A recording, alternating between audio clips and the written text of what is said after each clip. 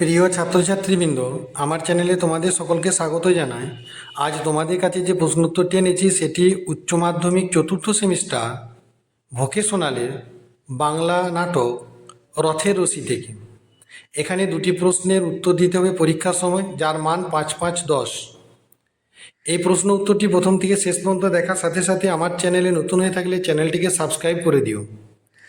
দেখো, প্রশ্ন হলো, আমরা মানি সুন্দরকে, তোমরা মানো কঠোরকে। উদ্ধৃতাংশটির বক্তাকে। আমরা ও তোমরা বলতে কাদের কথা বোঝানো হয়েছে? উদ্ধৃতাংশটির অন্তর্নিহিত বক্তব্য বিষয়ে নিজের ভাষায় আলোচনা করো। উত্তর দেখো, নাট্যকার রবীন্দ্রনাথ ঠাকুর রচিত রথের রশি নাট্যাংশে উদ্ধৃতাংশটির বক্তা হলেন কবি।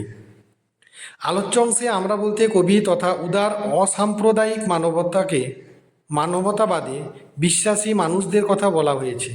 আর তোমরা বলতে পুরোহিত তথা সংকীর্ণ শাস্ত্রে কঠোরতায় বিশ্বাসী মানুষদের কথা বলা হয়েছে।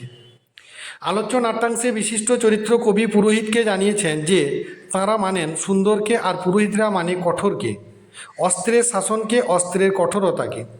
পুরোহিতরা বিশ্বাস করে বাইরের ঠেলা মারার উপরে, অন্তরের তালমানের ওপরে নয়। প্রকৃতপক্ষে নাট্যকার রবীন্দ্রনাথ ছিলেন সুন্দরের পূজারী, বিশ্ব মানবতার চিরপথিক।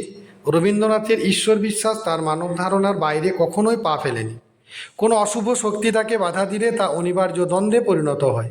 কবি চরিত্রটিতে এই উদার মতাদর্শের মন্ত্র শুনতে পাওয়া যায়।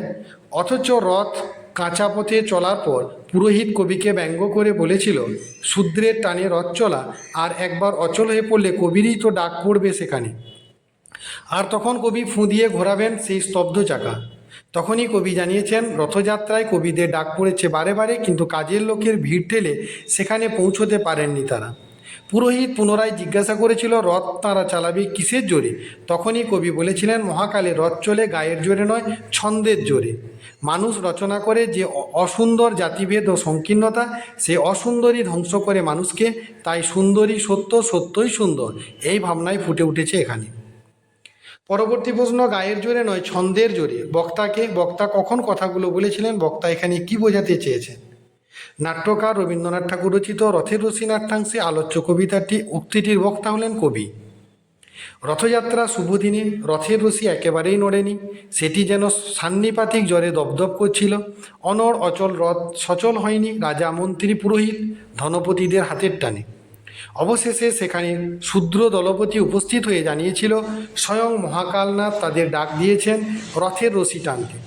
সেখানে উপস্থিত কবি পুরোহিতকে বলেন, কাজের লোকের ভিড় ঠেলে সে সেখানে পৌঁছতে পারেনি, কিসের জোরে কবি রথ চালাবেন?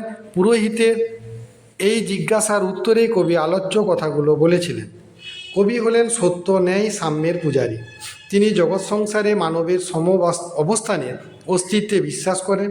তার কাছে জাতীয় বিভেদ, বর্ণবিভেদ, অস্পৃশ্যতা এক চরম সামাজিক অভিশাপ। মহাকালনাথের রথ অচল হয়েছে মহাজীবনে জাতি বিভেদ, বর্ণবিভেদ ও অস্পৃশ্যতার কারণে। কবির মতে অস্ত্রের কঠোরতা, শাস্ত্রের কঠোরতায় জীবন জগৎকে সংকটের মুখোমুখি দাঁড় করিয়ে দেয়। সুন্দরের গানে, ছন্দের তালে জীবন জগতে সাম্য বজায় থাকে। তাই সেখানে অসুন্দরের কর্কশ দৃষ্টি মহাকালনাথের রথের রশিকে স্তব্ধ করে দেয়।